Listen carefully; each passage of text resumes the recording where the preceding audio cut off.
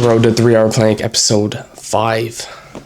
Already 5 episodes into the series. I missed an episode last week, but I'm going to edit it later today. I got to post 2 videos this weekend. One is going to be the PR plank attempt. I'm just going to say it right now because by the time you're watching this, it'll probably already be posted.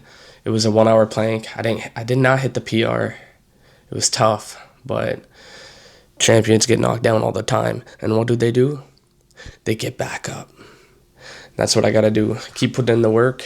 And today we got a 25 to 30 kilometer run on the treadmill. Probably going to be closer to 30K with some marathon pace included in there. And then after that, I'm going to hit some upper body and I'm going to edit those videos. And that'll be pretty much it for the day. This week I ran every day, 8 miles every day. I did tempo work on Tuesday and some threshold pace on Thursday. Tuesday and Thursday are my speed days. And turns out, I thought tempo and threshold were just synonyms, but turns out they're 2 different things. Threshold is slightly faster than tempo.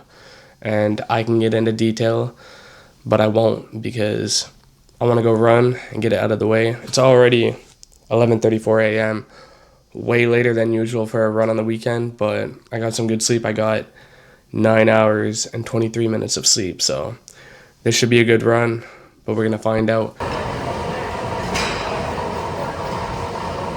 27.75 kilometers clocked. It was a brutal run, but I got it done. I didn't get the full 30K I was going for, but I'm pleased with that effort because it was a tough one. I was having stomach issues. My legs felt super heavy, and I didn't just run 27.75K at an easy pace. I did 5 miles easy, 5 miles at a fast pace, 4:08 per kilometer, another 5 miles easy, and then 2 miles at that same pace, 4:08 per kilometer, and then 0.25 miles easy.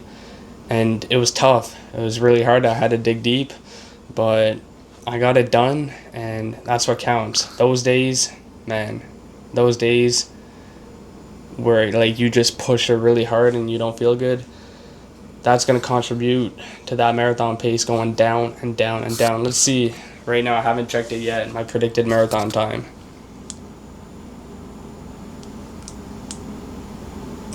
Didn't even budge. I think it actually went up a bit. 3:22:28. That's my predicted marathon time. But it makes no sense because I'm going to crush that time. The goal for the Ottawa Marathon, which is just over 100 days out, I believe, like 105 days out maybe. 2:53 or less. That's the goal. It's 4:06 per kilometer, and that pace I was running today was 4:08 per kilometer, just a bit slower than my target marathon pace.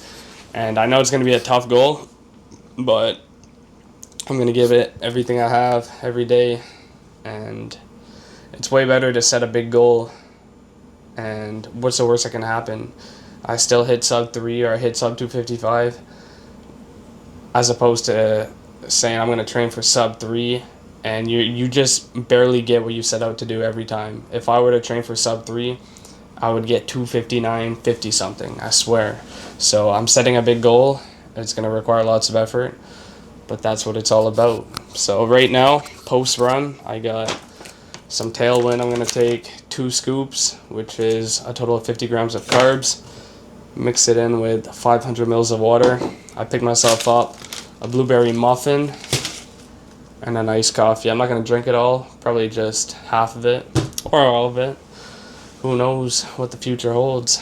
But yeah, I'm just going to eat this, and I'm cooking up some rice, beef, and eggs. And it's going to be great. There's not a meal I don't look forward to. When you're training a lot, burning a lot, it's very important you fuel your body with proper food. Food is fuel, and carbohydrates is essential. A lot of people don't know, but when you're training that much, it's super important to eat carbs before and after. Basically, you eat carbs around every hard training session. And I got to do more research so I actually understand how many carbs I have to eat. But I'm just eating lots of carbs, a good amount of protein, lots of calories. So, yeah. All right, just ate all that food, and then I took a bath. I chilled, and I feel much better right now. After that run, I was so depleted. I had to fuel back up, and I can tell it's made a huge difference. And sometimes the best recovery is just to chill out. All right, like I didn't do any saunas today yet. No cold plunges.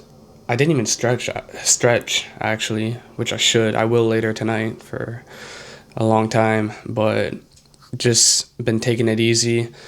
And now I'm about to go back to the gym, hit a full upper body workout, and that's gonna be it for training today. Tomorrow I'm gonna do anywhere from 5 to 8 miles easy pace, I think, and that'll wrap up a week of training. And moving forward, I'm changing my workout structure, so weights are going to be put on the back burner even more. I've been saying this for like the past 10 weeks, but that's what's been happening. It wasn't like it was this slow progression of slowly shifting away from the weights, and it started out, I told myself, okay, I'm going to do less volume, and then I was like, okay, I'm going to train